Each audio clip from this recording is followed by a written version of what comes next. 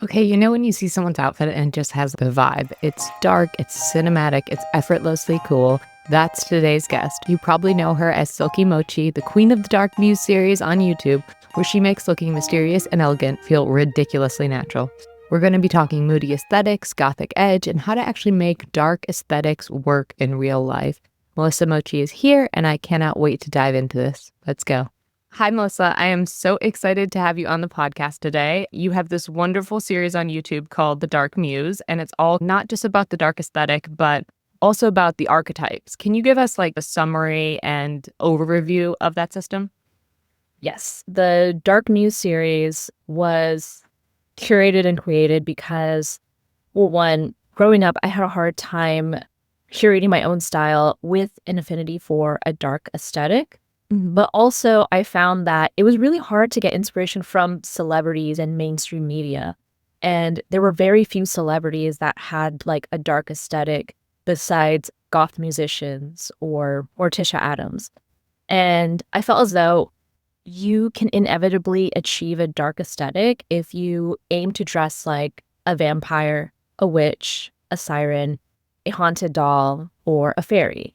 And I wanted to create a series that was ethereal and abstract so that you didn't have to rely on these celebrities who may disappoint us, or influencers, or just people in your life. It's something a bit more abstract. And it also ties in with my background in fashion design because that's how we were taught. And I'm sure you're familiar with that process too. Yeah. Of how we were encouraged as designers to take inspiration from things that were more abstract, like the ocean or fall. And that's what the Dark Muse series is. And I narrowed it down to 5 for very particular reasons. So I wanted the muses that I narrowed it down to be pretty broadened and not too niche. Starting off with vampire. There is so much vampire media, folklore, and stories and gothic novels that we can literally take inspiration from. And I was loosely inspired by the Kibbe body type and Kitcher essences, but very loosely. I actually did fall in love with those systems because they helped me understand my style and understand the face I was born with, the body type I was born with. But the Dark Muse series, I wanted it to be more of a choose your own adventure, but still you can borrow inspirations from either one, no matter what your face looks like. So vampire is close to dramatic. It's very sharp lines. It's opulent. It's maximalist. It's taking inspiration from like this idea of a vampire who's been around for ages and has collected riches and they're living in a castle. Yeah, there's like an opulence, this like luxurious moment where power comes through. Exactly. And the obvious color palette is blacks, reds, very saturated colors and luxurious fabrics, which is going to be very close to natural, like the natural essence, natural Kibbe, but it's not always that. But I was more so inspired by like the idea of what magic practitioners do. No matter what magic you practice, it most likely will take inspiration from nature. Like grounded in the earth. Yes, like very earthy. So the silhouettes I had in mind for witch is very natural, like linens, cottons. Yes, there's dark colors, but they're a bit more natural. Like it's going to be like maybe washed out charcoals or foresty greens, like my pillow. Yeah. And the silhouettes, I'm thinking of flowy bishop sleeves, kind of clothes that you'd see Stevie Nicks dancing in. Running through a forest on a lunar eclipse, some sort of eclipse, and the fabric is moving. The energy is in tune with the earth. I love it. Exactly. That's actually the muse I personally resonate with the most because I like loose-fitting clothes. I like things that have an organic shape to it. Yeah. And looks simply witchy or draws back to witches we see in media like Practical Magic or Witches of Eastwick. There's a long list of movies. We are never lacking for inspiration in film, which we'll get to first, but I want to hear all the archetypes. Yeah. Okay, Siren. Siren is going to be the most minimalist out of all of the muses. I love Siren as well. I definitely feel like I fall somewhere between witch and siren. Siren is, I would picture, like when you envision a siren, you picture this alluring figure in the ocean. And most likely they're not fully clothed. And Yeah. it's not just that. I'm thinking like 90s slips, very sleek silhouette. It's like alternative but minimal. It's subtly sexy versus Vampire is like overtly sensual. Siren is like subtle, mysterious, Nuanced. Yes, exactly. And I feel like if it was to be compared to Kibbe in essence, it'd be close to maybe romantic sometimes, but definitely more so classic. Because classic is often not really thought about when it comes to dark aesthetics. And so I thought Siren was like, oh, this is like the answer to a classic face or a classic Kibbe. See that though, like there's such a balance to their face and it's so mesmerizing how everything works with this beautiful symmetrical beauty and like this beauty that just feels very stable, but then it's somehow alluring. And I feel like the Siren embodies that, you know, it's like this like simplicity, but somehow you're just like drawn in and it's like a magnet that you just like. Exactly. Haunted doll. So I love haunted doll, even though it's so far from what I dress like, but I feel like people forget Lolita styles in Japan or the sickly Victorian doll, Nosferatu, Crimson Peak. These are all still dark aesthetics, but they're soft. They're pastels. They're very feminine with the ruffly ribbon details. It's dark ballet core. It's like the softest out of all of the archetypes, but it's still dark. And when I talk about haunted doll in my videos, I talk about how it is cute but settling. It is feminine, but there's something off about it. And it's literally a haunted doll. It's cute, but then you're like, ooh, do I want you in the corner of my bedroom? I don't know. You're a little creepy. Like, you're giving me like chill. Exactly. I was also slightly inspired by how some people would wear wedding dresses as like ready to wear.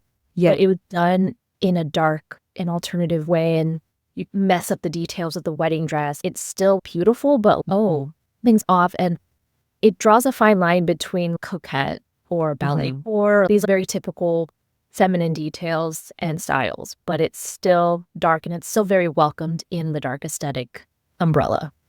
Fairy's the last one. I interchangeably say fairy, fae, but I basically just wanted an archetype that represented the most colorful, the most saturated, dark or alternative styles, like the 2000s emo styles that were super neon and super bright, mixing patterns. I was also thinking of Nana Osaki. I don't know if you're familiar with the monks, Hana. So that punk-inspired styles where you have mixing leopard and plaids or so cool, unexpected details. It's very ripped up but yeah, it's colorful. And I landed on fairy because fairies are unexpectedly cunning and devious, but they're still seen as this colorful, bright, sparkly being. Yeah, there's a playful quality that's being mixed in there, or unexpected, something exciting that you're like, oh, I didn't know that was there. Okay, so we have our archetypes. What do you think is the most misunderstood thing about the dark aesthetics in general? I feel like the most misunderstood thing about dark styling in general is that you have to dress disharmonious with your features, or that you have to go against what you're supposed to. You can do both. I think dressing dark and alternative is this beautiful mix of breaking the rules, but you can also still be harmonious with your face type or your body type or your color season.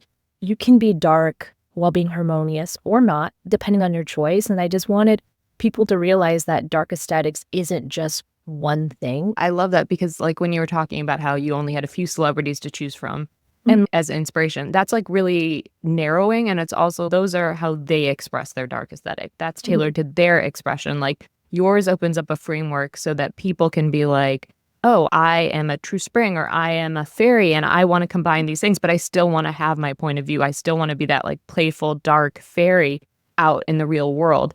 And I also think it's super interesting how you talk about like you can dress for your body type, for your season, all of those things while still maintaining that. Because I think that, sure, people can go for intentional contrast and you might want to do that on Halloween. You know, you're like, I just want a cool costume that makes me look like XYZ. But if it's going to be your style that you want to express out into the world, like you do want to look your best. You do want to go out every day and feel like the clothes are representing you. And obviously, if you want to dress as costume, that's a totally valid and okay route to go. But a lot of people are like, I love this aesthetic, but I want to look my best too. Can you speak a little bit to how someone might start that journey of combining it in a way that feels both authentic and makes people look their best? First and foremost, I always tell people, think about realistically what your lifestyle is. Do you have to go into a corporate office? Do you work from home? Are you a mom? Are you, depending on what your lifestyle is, do you walk a lot? Are you in a walking city? Think about first your lifestyle, and then think about the practical basics that have to do with that lifestyle. For example, I do work as a graphic designer in a corporate office, so I do have to dress in somewhat tailored outfits. I can't go to work in yoga leggings or something. And with that in mind, okay, I have to wear a button up probably, I have to wear slacks. How can I still make this expressive? I think of slight details that darken it up or add a bit of edge and oomph to it. And I feel like accessories is a great way to slowly build up your dark aesthetic after you look at your basics. Is it like unconventional necklaces? I am a huge fan of harnesses. I know that's like a little controversial depending on where you work. I like it. Yeah, I think harnesses are just like, it's like a belt with suspender straps. And Yes. it's not just that. It has a very rich history, but I feel like it adds an unconventional detail that does add an alternative look. I think adding piercings and accessorizing your clothes is also like subtle ways to darken it up. I know wearing black is like the obvious way to dress dark, and it is. I feel like it can work. Wearing all black is definitely one way, but it's not the only way to dress dark. It's like level 1. It's if you've never done it before, putting on something dark is probably going to be an easy, okay, I got it. And then you can fine tune it. Exactly. You got your basics, whether they're black or not, and then you accessorize. I think also makeup, even though I'm not a makeup person, but I do find when I wear red lipstick, I have a bit more of a darker look versus when I wear a nude lipstick. And it adds that drama. I think experimenting is super important of does this make me feel a bit darker? You need to have that time to play and have fun and experiment and be forgiving of yourself as well, because you're not going to get it right away. And you shouldn't spend all your money all at once while fighting this dark aesthetic. And the Dark Muses really do help because it helps when you have some kind of pinpoint or some kind of reference of, if I want to dress like a siren, what can I look for that feels a bit darker or vampire? And what media can I watch that inspires me? Oh, maybe I should try out this detail in my outfits. Yeah, and it can be small details too. Obviously, different dark aesthetics are going to be responded to differently in different environments, different locations, right? Like New York, you can pretty much get away with whatever you want. Everyone's going to be like, cool outfit, awesome. In a more traditional workplace, maybe people will be like, okay, that's interesting. So I say look around and examine where people are getting creative and then try to find your own dark version of that. Like nails, for instance, like no one blinks twice at dark nails, sharp nails, as long as you can do your job or like, do what you have to do. You could go spiky with crosses on it or dark cloudy swirls. There's so many little touches I feel like you can add in to help you like create that picture. I love how your archetypes form a narrative around these things. So let's talk a little bit about it. Do you view it as a fashion narrative and the story you're telling? Are you fixed with one archetype? Can you change? So let's dive there. That's a good question. Okay, sorry. Two questions. Sorry. That's a good question because I get so confused whenever I see in my comments, I love witch, but I want to be siren. Or I love witch, but I also want to be fairy. And I'm so confused because I'm like, you could be all of them if you want to. And I think that was a misunderstanding because they're archetypes that you have to choose one or two. And the thing is, they're interchangeable. You can be a combination of all of them if you really want. Yeah. If you really want to. There's going to be obviously contradicting details, but you can switch around. Maybe that's like level 100. Master your first ones, and then once you get there, you're like, I know exactly how to balance these out. There was, I won't take credit for this one, but there was someone else in my comment that said, I'm a different muse based off of the season. They're like, I'm vampire in the winter, I'm witch in the fall, I'm siren in the summer, and a fairy in the spring. Oh, that's an interesting evolution. Yeah. I think that's a good one because they're all dark, but they all fit within the season, like the amount of layering you have to do, the fabrics you have to probably wear during that time of the season. And so it is interchangeable based off of where you are in life as well. Maybe when you were a young corporate boss girly in your early 20s, you're more Siren and vampire, where you have a corporate goth look. You're wearing tailored blazers with harnesses.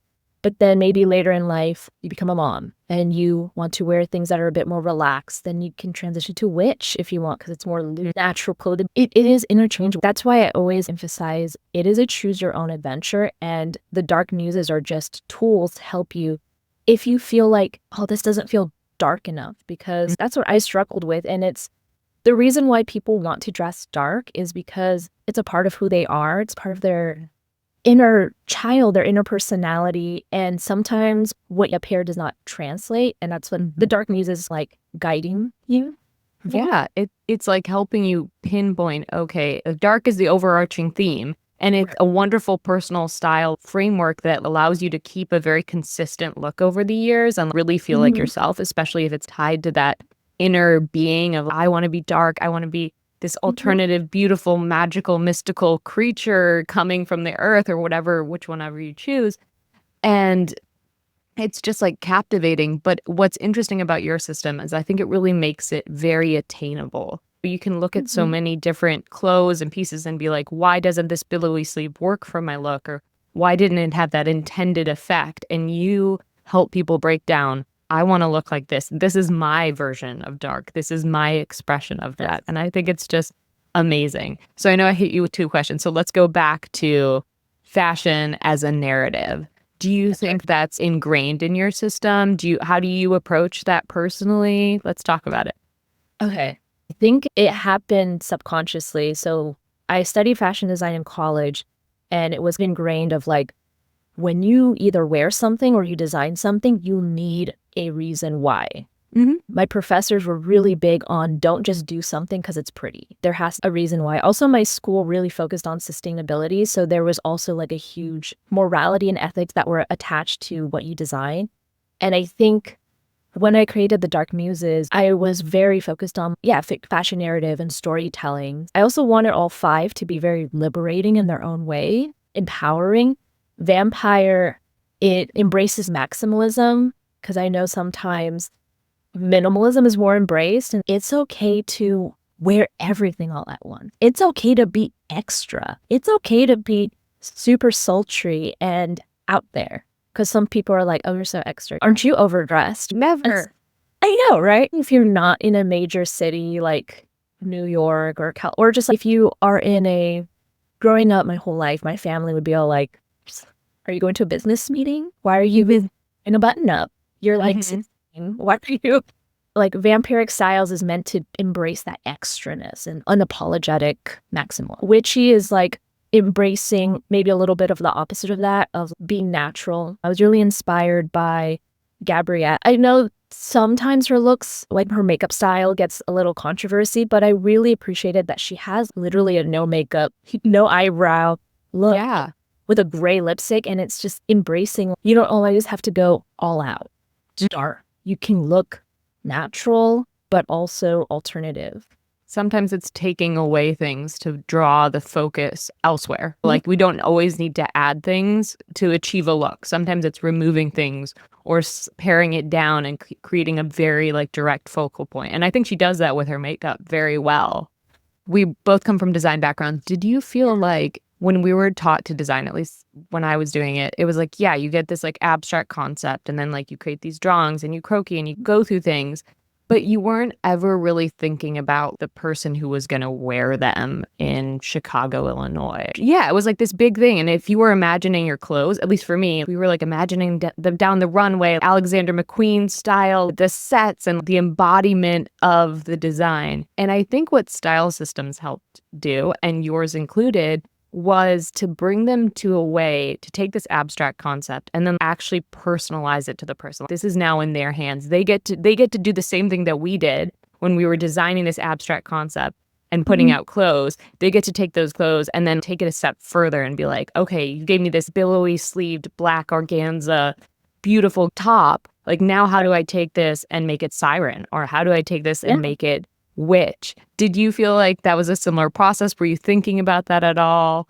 So one of my favorite things about fashion school was this creation of a muse. And that was like, I think, an entire like year of just, who is your muse? And I love that process so much. We got to mood board and like essentially get scrappy and get conceptual ideas. And that is what I want people to do when they think of what muse are you most drawn to. I want you to think of this very conceptually, but then make it your own and make it more attainable to based off of your lifestyle. And yeah, I agree. When you're in fashion school, you're thinking of this higher being almost, like the being. It's the muse. Yeah. And there's a difference between, like when you're a designer, there's a difference between your muse and your customer. Like that is two different things. And that actually took a while for me to understand because I thought they were the same thing. Yeah. But muse is this higher ethereal being, and your customer is probably wanting to dress like your muse as well. And it's clothes. And that's like the Dark Muses. Because I think people, not to bring in celebrities again, but they idolize celebrities too much. And don't get me wrong, I also like fan over some, like I'll see a runway outfit or a Jenna Ortega plaid dress, and I'm like, oh my God, I want a plaid corset now. But I want people to not always rely on celebrities and just think more conceptually. Yeah, I think that celebrities are fun and it's a creative expander for people because sometimes if you didn't see that plaid corset on Jenna Ortega, then you might not have thought to ever want that. So it's like an interesting inspiration, and I think it can be creatively stoking. But ultimately, I think you have to stoke that fire yourself and be like, okay, now how would I wear the corset? Like, how would it work with my archetypes? And these are all just like guiding factors that help you narrow in on what is your plaid corset going to look like? How is it showing up in the world? How is it expressing you? Because Jenna Ortega's already taken that version. You don't want to take hers. She's already consumed that space. That's her message. Create your own kind of message with that. For people who are just getting started with the dark aesthetic, where do you think that most people go wrong or feel like they go wrong? So the biggest one, I feel like this is going to make me sound like I'm chronically online, but there's this thing where people say, oh, you look like a copy paste alt girl. And that's like ultimate insult. And because you don't want to be a copy paste of anybody. No.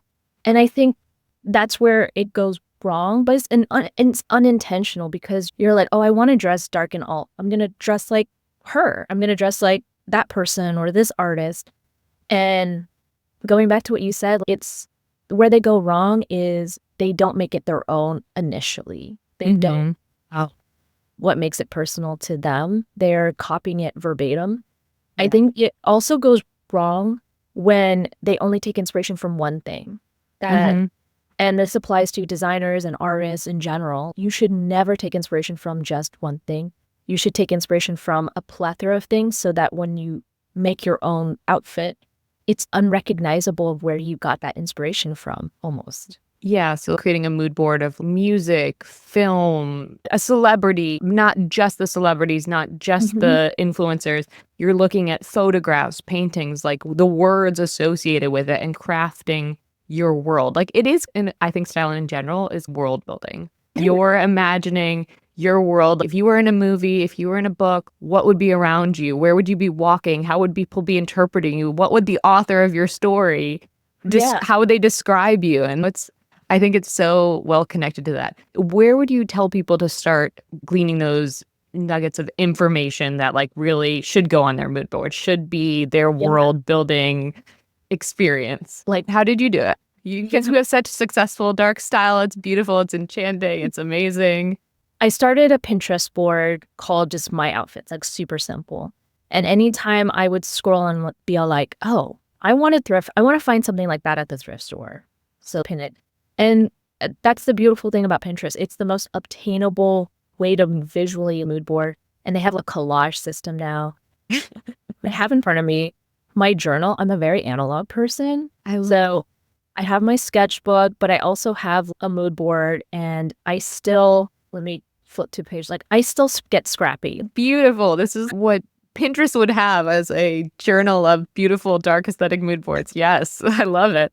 I feel like it's cathartic, therapeutic. There's just something really relaxing about having physical media in my hand and having it also like portable without having to hold my phone. I still collect magazines. I still collect scrapbook material. I get inspired by video games as well. That's a good one.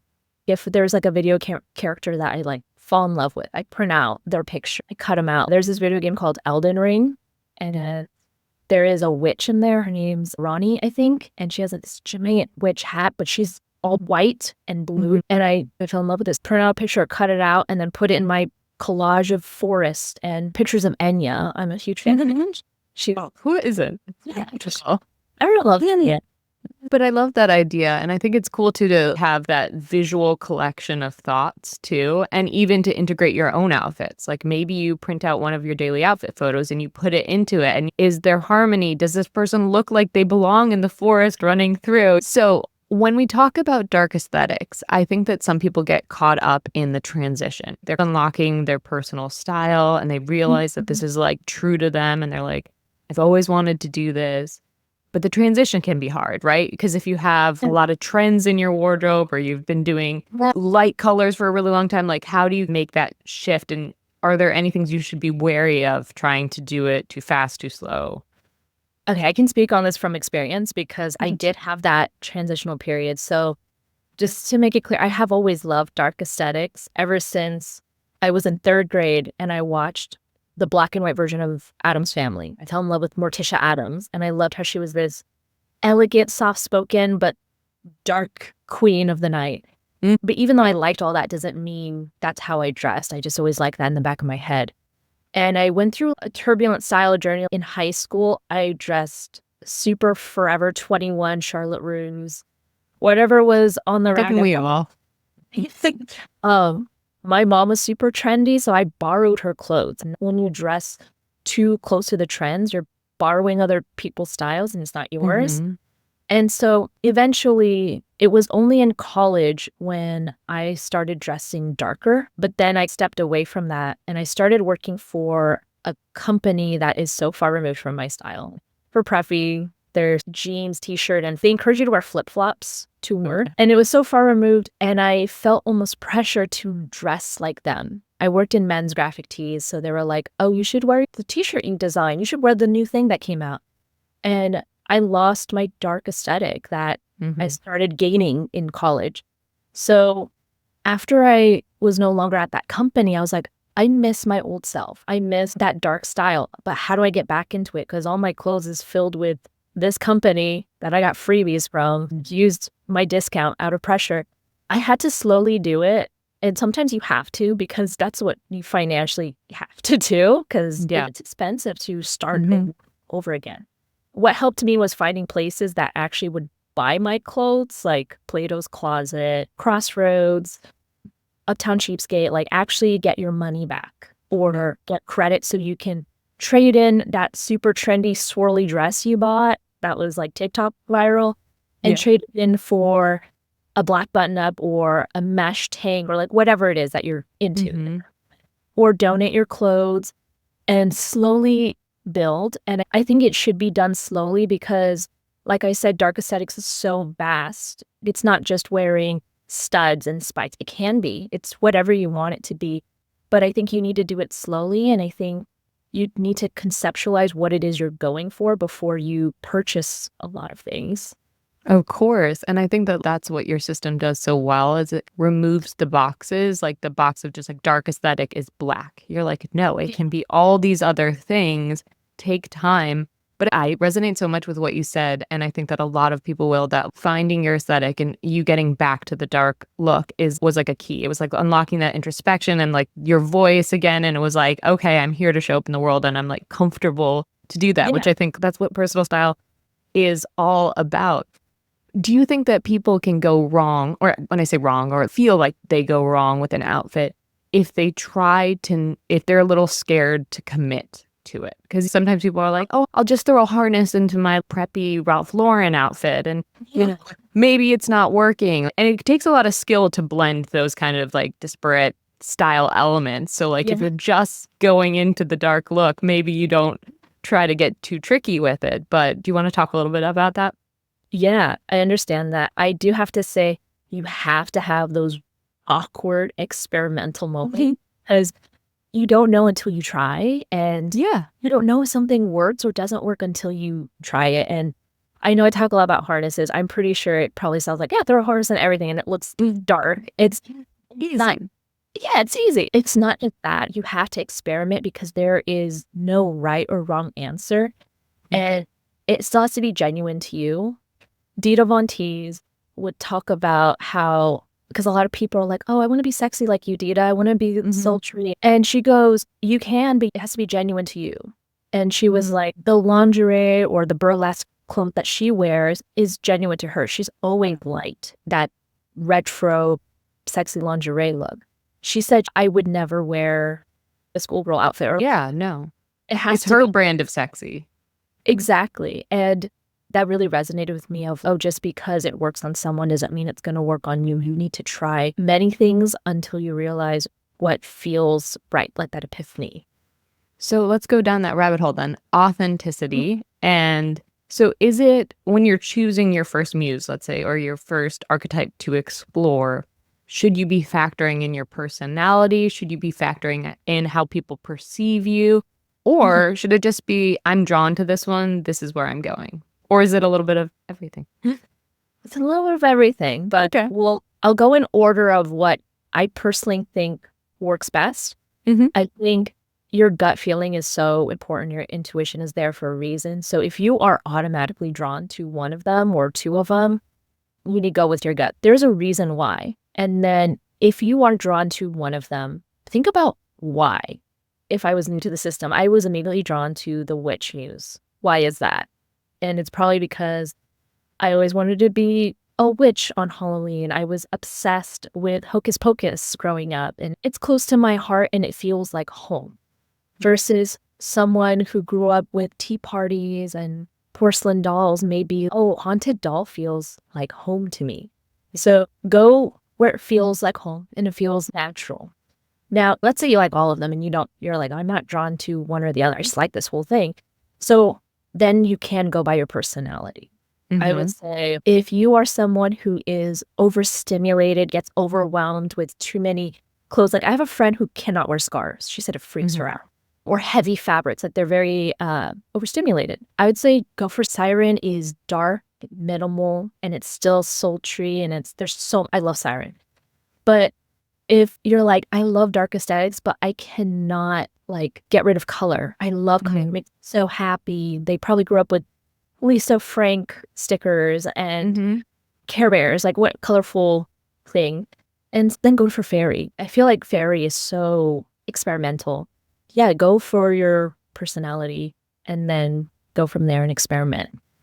I love that. I think that's a really good guiding factor because I think sometimes we get hung up on, I'm bubbly, but could I be Siren? And you're like, this is a mix and match adventure at the end of the day too. And so I love the Venn diagram that you have when you talk about these muses and that nature, night, and supernatural, and they all kind of overlap. And we'll link the video so everyone else can dive into that.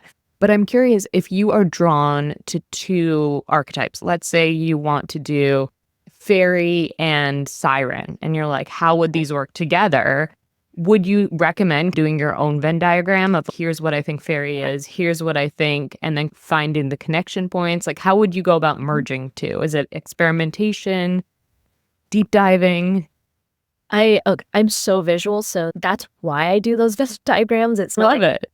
A lot of my videos are like a window into how I think. And I think a Venn diagram would be a great way to start. So think about Siren and then think about fairy. And what do those two have in common? So both are, I think, mischievous and devious in their own way. Like Siren, very alluring, but they're doing it so obvious way. But in a way, fairies also lure you in without maybe a little cheekier about it. Yeah, a bit more flirty, a bit more like sparkly versus Siren is like, come here. Yeah. So they're both alluring. So we got that in common. The Siren colors, I envisioned something a bit more muted, a bit more like dark, stormy ocean waters. And Fairy is a bit more colorful. Maybe it's an accessory or something that's peeking out or unexpected or a little playful that, she's lured you in and then there's a little trick up her sleeve or something. Yeah, like a pop of color. Or you can see, like, you have to like brainstorm fun with it. Like, I think sometimes people forget you need to have fun with this. Don't take it so literal. Think about, oh, this could work. And so if I were to combine Siren and Fairy, the first thing I think of is I automatically think of the modern medieval look. I think of bards. I think of the colorful tapestries. I would take the colorfulness of Fairy and maybe dull it a little bit more, like subdue it, put a filter over it. So maybe you could take the silhouette of a Siren, like a long, silky slip, but maybe the slip is in like a blue plaid, like a very subtle plaid, and then have like a lace trim detail. You can play around with it and experiment. I love hearing you design like something just off the top of your head. My brain works the same way, so I love it. But I also think people need to play to their skills and their interests. Like, we're both designers, so like we love like designing an actual dress. Like, how would this show up? What would the sleeve look like? What would the print be?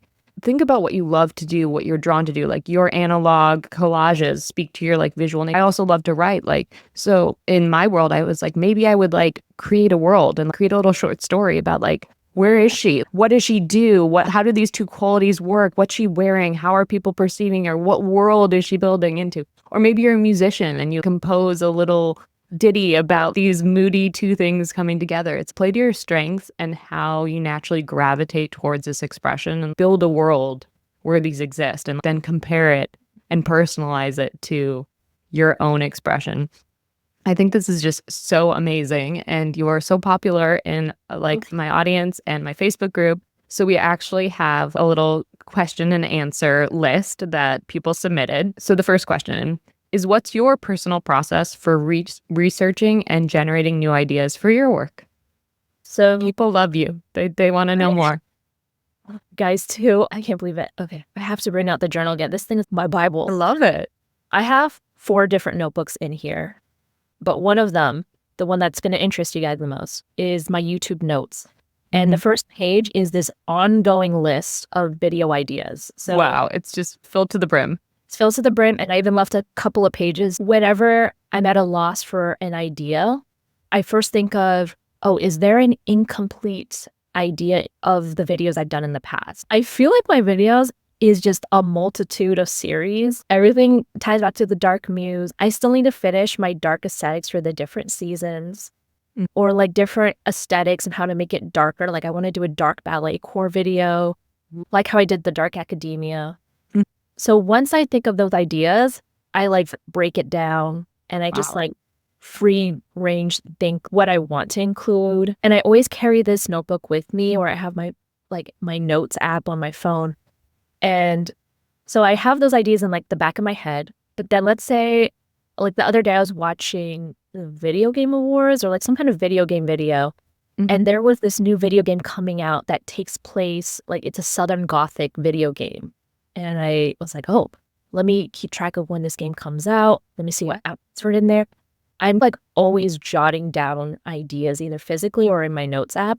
And then once I get those ideas as like a rough idea, then I go to Illustrator and the mood boards that a lot of people see in my videos. And then I refine it so that it's understandable to the public. And then I use that as my script, like those mood boards on my Illustrator. So when I'm filming, my camera's usually right here. My laptop's right here. And my mood boards are here. So I'm like recording, but I look over at my Illustrator file and I'm like, okay, that's next. Okay, that's oh my God. I love that. And then I edit. Fascinating. That like an image is your script. That I love that. See, that's so interesting. Yeah. I get so confused with if there's too many words on a screen, I just blank out. And so I use pictures with a little tidbit underneath, and that's my script. Wow, I love that. The next question is, what topics or concepts are you excited to explore next? Let me look at my notebook. Okay, I've done this before, but I feel like it's a very incomplete idea and I need to keep going with it. And it's my astrology series. I did actually hold astrology style readings last year. And because I work as a graphic designer, I got overwhelmed and I had to stop that. And then when I stopped that, like those services, I also stopped doing astrology videos. I want to go back into astrology videos and explore what it means to dress like each of the signs if that's in your birth chart. My practice is very like tropical astrology, Western astrology, but I also want to dive more into other astrological systems. But also I just want to just learn more and also incorporate those in my videos. That was one of the questions, is when are you going to bring it back? Is it coming back in the future? So I would get that done. I think that's so cool to tie those elements together. And I think that it's like a natural kind of extension of what you do. Yeah. So we'll make sure that we have the link in the show notes. So for people who want to dive deeper into that when you're ready. So how can someone with a lighter seasonal palette or softer essence embrace darker aesthetics without feeling washed out or costumey? Okay, so I did already do a video on this, but to shorten it, I would look into Victorian inspired horror films like or Crimson Peak. I know I say Crimson Peak a lot, but Crimson Peak was like top tier costuming. I know. And was dark. It's up there for a reason. Like she didn't really wear black, and that was like such a beautiful way. Sleepy Hollow is another great example of costuming where she mainly wears white. She mainly wears these soft details. And I think it is diving into Haunted Doll. Dark Muse would probably be the easiest if you have a softer color palette where you want to be dark without going against your color season. I think also maybe dressing in Witch, but just like with lighter colors that match your season also works. So you don't feel too washed out. And also you can just embrace it. Embrace being washed out. Washed is such a subjective term. The idea of what's flattering and what's not is so subjective. Of course. And I'm going to add to that on both fronts is that one, I think that the color palettes get stereotyped. Everyone gets very lights, darks, neutrals, and brights in their palette. And if you look at your palette objectively, like even Bright Spring for me, I get some navies, I get some dark purples, I get grays. If I wanted to go darker, that's where I would go. And in black, it's like a sister season. Does it make me look a little paler? Sure, but maybe that's the effect I'm going for. Maybe I do want to look a little bit more vampiric than normal. You look good in black. I like the well, yeah, but it's also a balancing thing too. So it's not like you can't do this. It's just how does it relate to your palette and where might you want to break the rules and how are you consistently keeping? Because if you keep it all black, if you do black, maybe that goes really against your palette. But if you do black with a Bright Spring lipstick, maybe that's balancing it out then, you know? So it's all about finding what intention you want and what look you want. And I think that, don't stereotype the seasons. Everyone gets their dark colors too, if you want to wear darks, even as a light. And accessories too. I noticed that you're wearing a gold necklace, right? Yeah. I think I'm presumably a dark winter, and I do naturally gravitate towards a lot of silver jewelry. And a lot of dark aesthetic jewelry tends to be made in silver. But the thing is, there are rosaries and dark jewelry that's made in gold, and that fit your color season, but still caters to a dark aesthetic. Yeah. With gold jewelry can also make you feel like an opulent chapel, like how beautiful like chapels can be. It totally does. Like I have this video with the 4 pillars of like your outfits or style, and it's color, lines, shape, and then like texture details. Like color is only one part of the pillar. If your color's off and all 4 of the other ones speak to that, you can still create a dark, magnetic, mystical, celestial look, whatever goals you want. So don't limit yourself to thinking, I have to do black to be in this world. And that's what I think you debunk and like really expand the topic of dark style for. So any advice for adding darker moody elements into your style when you have to maintain a more polished or corporate look most of the time? We did cover this a little bit, but any extra tips? Oh, okay. One thing I did not mention is like the shoes. Like you don't have to just wear demonias to have a like I think loafers is a great tailored look that actually does feel dark, and there's like a great variety of like a buckle. So it's all about the little details. So you probably can't wear a lot of mesh. You probably can't wear a lot of the risque type of dark aesthetic looks to an office. And in You some could cases, wear a little Victorian pair of boots that lace up and those little details that feel a little moodier, a little more cinematic. or just looking to the past in general, Mhm. like Victorian styles, Rococo styles. And I know Rococo is not traditionally dark, but if you were to wear something like a roughly button up to work, that's pretty on of you. It's not a typical blazer and skirt. Find little details and layering. Layering is such a great way. Don't just put something on, maybe layer something unexpected and it could still be appropriate. Because a lot of dark aesthetics can be modest, actually, and fit perfectly for an office. Yeah, I think that's so interesting. And I also love the idea of like diving into the past a little bit and history and movies and fashion history and design over the years and figuring out what direction your archetype matches with and deep diving in that way. So what are your thoughts on the oneric essence and how it interacts with dark aesthetics? So this is so funny because I feel like I get requested this at least like every other week. Yeah. In a generic essence video. So for generic, I feel like I can't answer this fully because I need to do more research on it. But from my initial understanding, what I so far don't like is that it is almost already stereotyped as the dark essence. Yeah.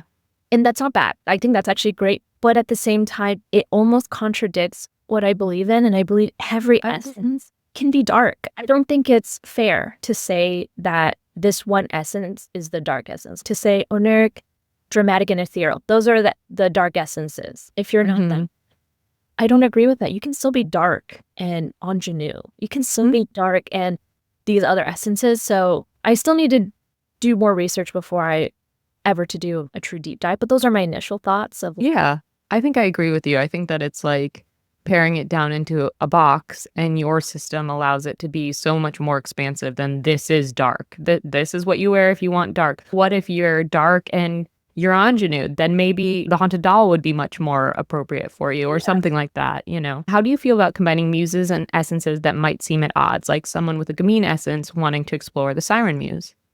I think whenever you do something that is contradicting or so contrasting, that's when you get the most interesting outfits.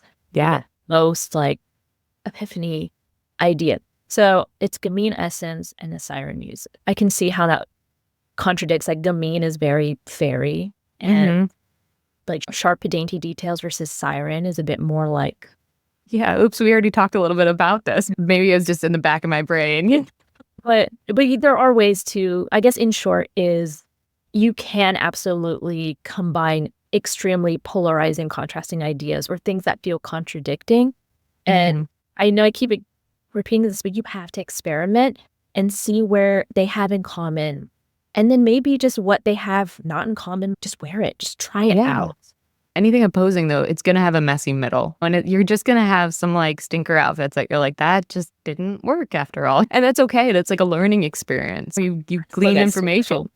Okay. How has your background in fashion influenced the way you approach styling and design, especially when pulling from more abstract inspiration like in your Muse series? I think it just goes back to the mood boarding part of the fashion design. I think like mood boarding is like the first thing you do freshman year. Of course, after you learn how to sew. But the concept of making designs stems from taking inspiration from something that's intangible. And that was something that was like really ingrained in us early on. Because, I was in college around like the 2010s and everyone had Lana Del Rey on their mood board. Oh, yeah. And my teacher had to rip off little Lana Del Rey pictures. And she goes, stop taking inspiration directly from people. And she was like, look to the ocean. What do you like about the ocean? Do you like the waviness, the sheen? This is where Siren is coming from. Yeah. Another big inspiration for me in college was goldfish. I started making a bunch of collections based off of goldfish. It doesn't have to be just goldfish, but think about the shape of goldfish. Like the details of the fins are like a ruffle on a dress, or how goldfish comes in different colors. Like it could be an orange dress with black ink splotches. Like I forget not everyone thinks like that. And my mind goes like, whoa, idea. And I think if someone were to approach it in that same way is just look at something that is beautiful, that is not a person, that is not a piece of clothing. Is it a tree? Is it an animal? And what makes that thing beautiful? And is there something in a fabric or a garment that mimics that feeling or look.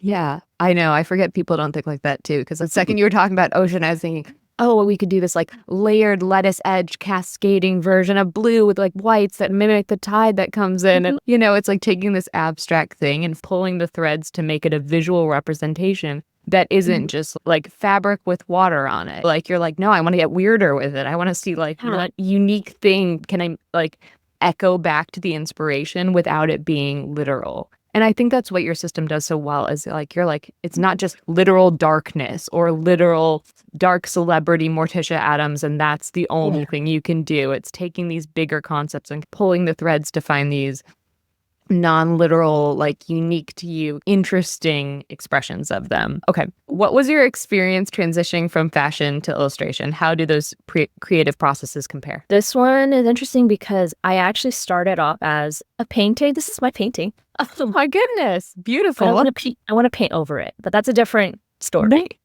I want something else. I'm a little tired of it, but I started off as a traditional artist. Like I've been drawing and painting my whole life. And I don't know if you know this, I went to an art high school. Really? I majored in visual arts, which essentially we focused on oil painting and watercolor painting. And when I was in high school for painting, because it was my major, I told my parents I was there for fun and I was actually going to be a doctor. And then when college senior year finally came, my mom, don't lie, I know you don't. I know, I was going to say, didn't she really believe that? She's, I will support you in college if, and only if you pick a major that is financially sustainable in terms of art. And I was like, okay. And keep in mind, my mom didn't know, and social media was not that big. So my mom, no illustration major, no painting and drawing major. And the first thing that came to mind was, oh, fashion. You like money. Fashion. It sounds so bad. But I was like, I choose fashion design. I never sewed in my life. The only fashion related thing was I painted a lot of models and people from magazine. It was like the most thing. So I majored in fashion design based off of that conversation. As shallow as that sounds, but that's what happened. You pick something, you get a little ping, you go for it. It worked. It worked. I was just happy my mom was letting me go to an art college. Yeah. And I actually did struggle in fashion design. There were parts of that I liked. I actually really loved my illustration and design classes because I get to mood board. I get to draw people. I actually got yelled at a couple of times because my teacher said I focused too much on the face than drawing the clothes. You're not a face designer. You're a clothing designer. Like, can I be both? Can I draw pretty faces too, though? But with that all saying is I struggled in fashion design because my background was in illustration. So me going from fashion to illustration / graphic design was like me going back home. Yeah. You tried on fashion design. It was a version and an extension of this, but it was like illustration was your home. And it relates back to your muses. Like you can try on a muse and then maybe you're like, that was fun for a season, but I'm going back to which is my home. Yeah, that's what's fun about style. And even though I would say like illustration is like where I feel the most at home and painting and drawing, style, like what we wear is a wearable art. It's a wearable painting. Absolutely. Yeah. And there's so many different extensions of what a job or what your like career can become. And I think that approaching it with like malleable creativity is great. That's what I did too. And it's like you find what lights you up. It's the same with personal style. So any beginner tips for getting into perfumes that might speak to your archetype? This is exciting because literally I filmed a perfume video last night. Oh my goodness. So okay. Perfect timing. So I would actually say I am a beginner in perfume and getting into perfume. To put it very quickly, and I'll dive more into it in that video tonight, but like Vampire is going to be the smoky, sultry, sexy scent, spicy scents, which is like natural, earthy, a little musky, maybe floral. And if it's a fruit, it's like a freshly picked fruit. Siren is like the fresh scent. I know people are going to be like, oh, aquatic, oceanic. And yes, there's a perfume called Squid, and it's a salty perfume, like a salty, fresh air perfume. But Siren is just this idea of like fresh air, fresh shower. Haunted Doll is, I pictured like a tea party. So it's like powdery, maybe a little like the smell of tea cookies and gourmands and vanillas. And then fairy is like florals, but like with a spunk. So maybe witch is going to be like a freshly picked apple versus fairy is like an apple teeny.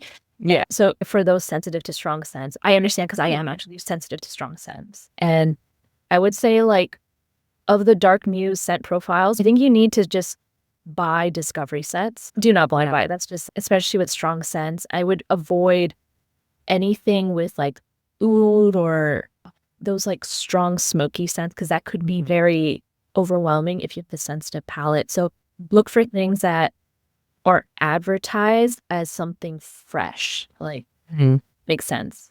Totally. And I think also give yourself time to try those sets too. Sometimes we're like, let's smell one, let's smell another. If you're sensitive to scents, you're going to be so overwhelmed. You need a day for cleansing your palate of the scent. Wear a scent, try it for the day, see how you like it. Then the next day, try the next part of the scent or the collection or whatever it may be.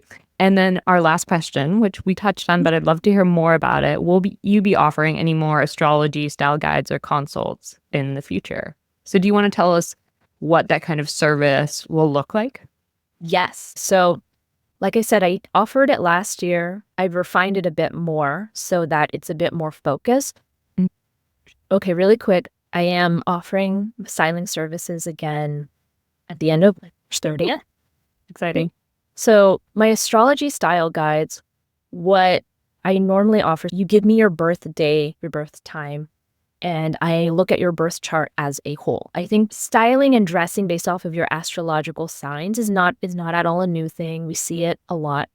But I think a big misunderstanding is people focus on one aspect. Like I'm a Pisces rising, but it doesn't mean every Pisces rising is going to dress the same. You have to look at the different houses in your chart. You have to look at what other signs are in your chart. So in my style guides, I focus on 3 aspects that stand out to me the most in your chart as a total. And then I do a breakdown of, so we'll just use mine as an example. So I'm a Cancer moon. Cancer energy it's a water sign. It's naturally ethereal, but unintentionally, because Cancer moons tend to be homebodies. They're very introverted. They're very sensitive. I would recommend something that caters to your senses. You probably crave comfort a lot. You probably want to be home a lot. So maybe if you're going to wear a silky slip dress, wear like a super thick, chunky cardigan. And that's how I do my descriptions. And then I have a second page where I have a mood board based off of your sign. And I have a lot of fun with it. I add different clippings of clothing that I would recommend. Maybe a painting, like an overall feeling and color palette that matches your birth chart. And the last page are actual sketches that I've done. Just basic silhouettes. So I have a folder of all of my past sketches and I'm like, oh, I'll use the slip dress that I drew or use the cardigan. So I try to break it down to at least 3 basic outfits, like bare bones. And when I did offer it last year, people said that they would keep this PDF on their phone and bring it with them when shopping. So that's what I envision. This tool, this little guide. And I love that you incorporate all the houses because I feel like there's, just like with the stereotypes of any essence or anything, there's also stereotypes with your sign. I'm a Sagittarius and people are like, oh, you don't really feel like a Sagittarius. I'm like, I also have a lot of Capricorn and some Scorpio, so it's a little at odds. So what do you ask? You said you need their birthday, their time of birth, and their location. Do you need anything style-wise, like their style goals or anything? Yes, I have everything on my website. It's just SilkyMochi.com. And when you purchase it, you're printed out a form. Yeah. And so like you give me your birthday in the form and I usually have a little box and it's tell me either your style goals or any limitations you may have. A conservative office. Do I need to keep that in mind for your mood board? And sometimes people, they go all the way with that little text box, like they tell me who they looked up to, their personal style muse. Yeah. Sometimes I get their life story and I appreciate that. It's a lot. And then sometimes you get 3 words, playful, cool, dark. And you're like, okay, that too. There's always two types. And time I got whatever you want. It's like, what am I going to do? Okay. Give me a little bit of something. But I don't know, I love that because it's even more personal. So another thing I'm thinking of incorporating is actual personal consultations, like a Zoom call where I talk you through your astrological reading.